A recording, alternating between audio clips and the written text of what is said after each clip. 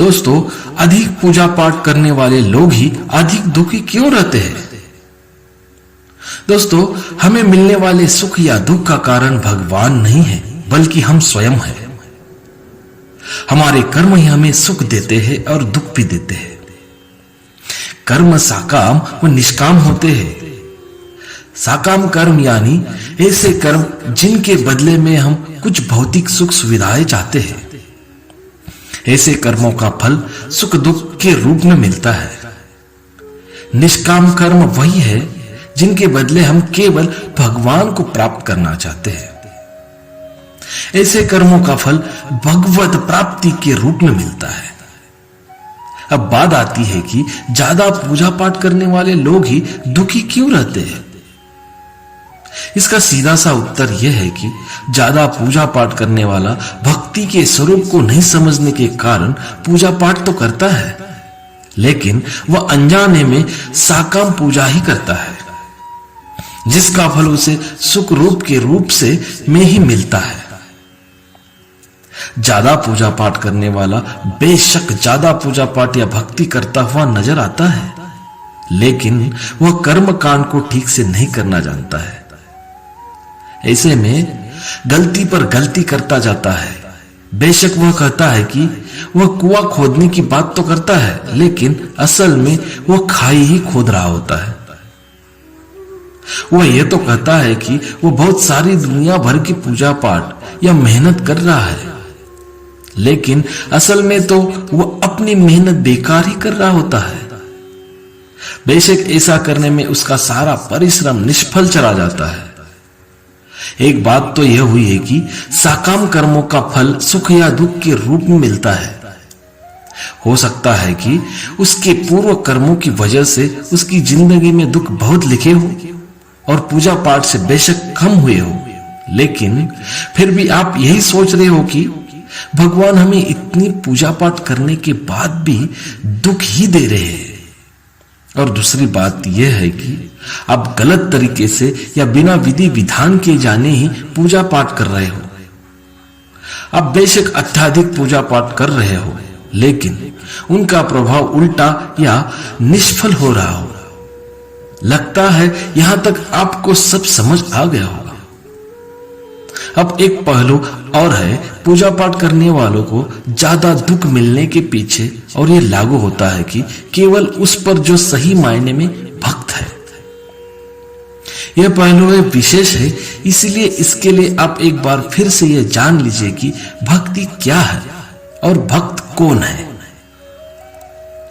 संध्या वंदन, योग, ध्यान, तंत्र, ज्ञान, कर्म के जैसे ही भक्ति भी मुक्ति का एक मार्ग है। भक्ति भी कई प्रकार की होती है। इसमें श्रवण, भजन, कीर्तन, नाम जप, स्मरण, मंत्र जप, पाद सेवन, अर्चन, वंदन, दास्य, सख्य, पूजा, आरती, प्रार्थना और सत्संग आदि शामिल है। इसे नवविधा या नवधा भक्ति कहते हैं। अब आपको बता दूं कि भगवत गीता में उल्लेखित 4 तरह के भक्तों के बारे में बताया है। एक है आर्त। आर्त भक्त वही है जो शारीरिक कष्ट आ जाने पर या धन वैभव नष्ट होने पर अपना दुख दूर करने के लिए भगवान को पुकारता है,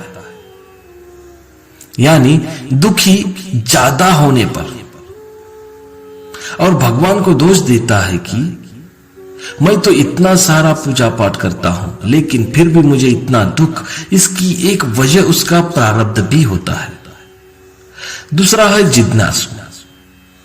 जिज्ञासु भक्त अपने शरीर के पोषण के लिए नहीं, संसार को अनित्य जानकर भगवान के तत्व जानने और उन्हें पाने के लिए भजन करता है।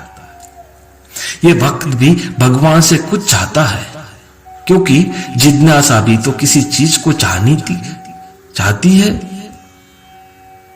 तीसरा है अर्थार्थी। अर्थार्थी भक्त वह है जो भोग, ऐश्वर्य और सुख प्राप्त करने के लिए भगवान को भजन करता है।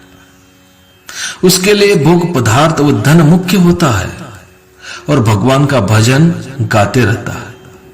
यह भक्त भी सुख दुख पाता है, क्योंकि इसका उद्देश्य भी साकाम कर्म है और साकाम कर्म का फल सुख दुख के रूप में मिलता है। बेशक आपके द्वारा की गई भक्ति का फल अवश्य मिलता है। और चौथा है ज्ञानी। आर्त अर्थार्थी और जिज्ञासु तो सकाम भक्त है, परंतु ज्ञानी भक्त सदैव निष्काम होता है। ज्ञानी भक्त भगवान को छोड़कर और कुछ भी नहीं चाहता है।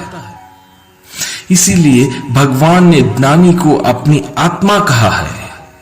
और एक बात अच्छे से ध्यान रखिए, यही भक्त ही केवल शुद्ध भक्ति की श्रेणी में आता है। ज्ञानी भक्त के योगक्षम का वहन भगवान स्वयं करते हैं। इसमें से कौन सा भक्त है संसार में सर्वश्रेष्ठ? इसमें से जो परम ज्ञानी है और शुद्ध भक्ति में लगा रहता है वही सर्वश्रेष्ठ है, क्योंकि मैं उसे अत्यंत प्रिय हूं और वह मुझे प्रिय है। इन चार वर्गों में से जो भक्त ज्ञानी है और साथ ही भक्ति में लगा रहता है वह सर्वश्रेष्ठ है।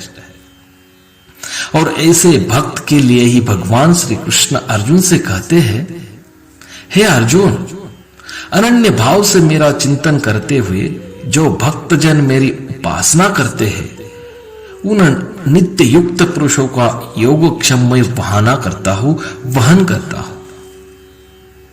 आदि गुरु श्री शंकराचार्य जी का मत है कि अप्राप्त वस्तु को प्राप्त करना हमारे जीवन का संघर्ष भी तो प्राय तो भागों में विभाजित रहता है। हमारी सारी भागदौड़ अप्राप्त की प्राप्ति के लिए ही होती रहती है और हम चिंतित रहते हैं उस सब के रक्षण के लिए जो हमारे पास है।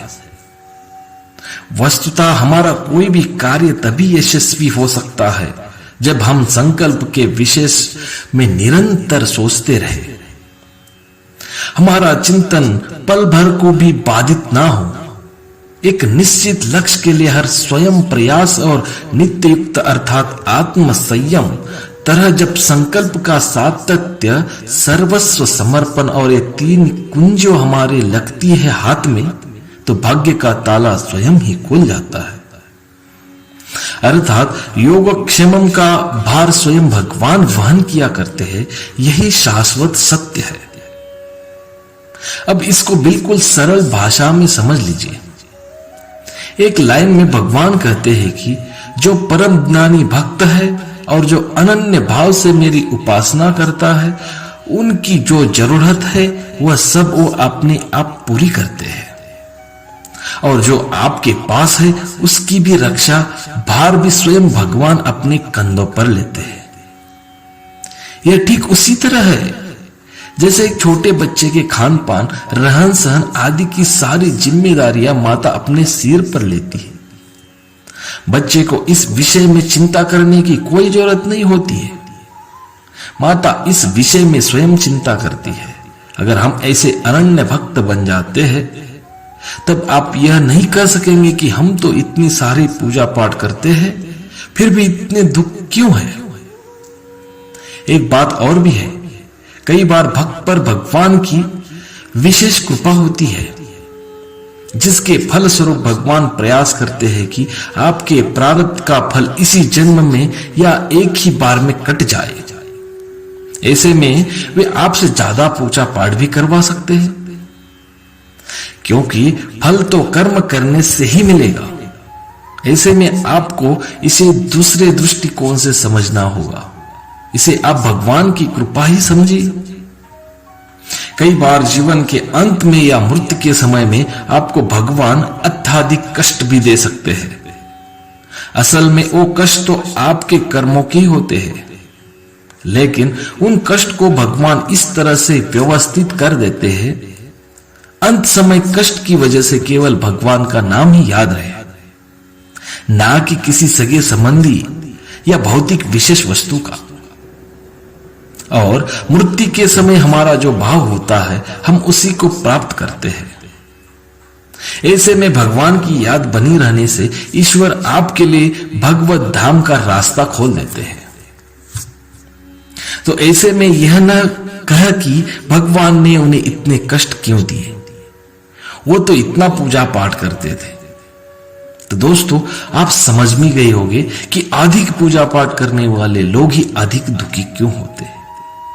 तो उम्मीद करता हूं कि आपको वीडियो पसंद आया होगा, और आप हमारे चैनल पे नए हो तो वीडियो को लाइक और चैनल को सब्सक्राइब जरूर कीजिए। आपके एक लाइक से हम मोटिवेट होते हैं और हमें प्रेरणा मिलती है। धन्यवाद।